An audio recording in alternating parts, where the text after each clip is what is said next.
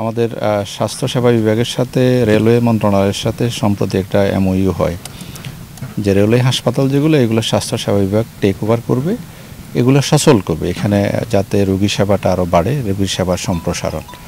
আমি যেহেতু এই দিকে এসেছি, চীন সরকার বাংলাদেশকে এটি উপহার বলা যায়, একটি বড় হাসপাতাল করে দিবে। তো চীন সরকারের যেটি চাওয়া, আমি যতটুকু জানি সেটি হলো ঢাকাতে করার জন্য। প্রত্যেক দেশে তার নিজস্ব কিছু ইন্টারেস্ট থাকে, সে যেহেতু আমাদেরকে এটা দান করবে বা আমাদেরকে ডোনেট করবে, নিশ্চয় তার চাওয়াটাও থাকবে, তার পলিসিগত বিষয় থাকে। তা আমাদের মাননীয় প্রধান উপদেষ্টা, আমি যতটুকু জানি আর কি, মাননীয় প্রধান উপদেষ্টা মহোদয়ের চাওয়া যেটি সেটি হলো এই অঞ্চলের মানুষ যাতে ভালো স্বাস্থ্যসেবা পায়, মানে একটা স্পেসিফিক কোনো জেলা না, মানে ওনার চাওয়া হলো রংপুর। এটি আমার জানা, যতটুকু জানা আর কি, যে রংপুর বিভাগের কোথাও এই হাসপাতালটি আমরা করি আর কি। তাহলে পরে এই অঞ্চলের মানুষ আর ঢাকা যেতে হবে না, অথবা ওনাদের স্বাস্থ্যসেবাটা আর একটু বাড়বে।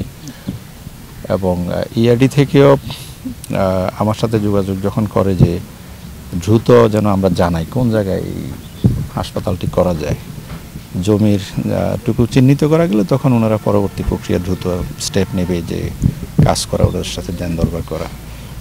সেই প্রেক্ষিতে এর আগে আপনারা নিজেরাই আমরা একটা চিঠি দিয়েছিলাম ডিভিশনাল ডাইরেক্টর, ডিভিশনাল কমিশনার স্যারকে।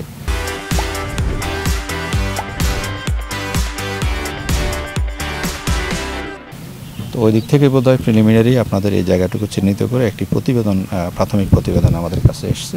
এই দিকে যেহেতু এসছি, তখন আমারও মনে হলো যে না, জায়গাটুকু আমি দেখে যাই এটার উপযোগিতা কী আছে, কতটুকু ভায়াবেল হবে সেটি টেকনিক্যাল কমিটি যারা আছে তারা ভালো বলবে। বাট আমরা তো এই সাদা চোখেও কিছু একটা বোঝা যায় যে জমির অবস্থান, লোকেশান, এই জিনিসগুলো একটা দেখার জন্য মূলত আমাদের আশা আর কি। তো আপনারা হোপ ফর দ্য বেস্ট, আল্লাহর কাছে প্রার্থনা করেন যে আল্লাহ যেন আপনাদের মনের আশা পূরণ করে। আমাদের যে রেলওয়ে যে মাননীয় উপদেষ্টা এবং আমাদের স্বাস্থ্য উপদেষ্টা মহোদয় দুজনেই খুবই তৎপর যে আগামী 14 তারিখে আমরা চট্টগ্রাম দিয়ে শুরু করব।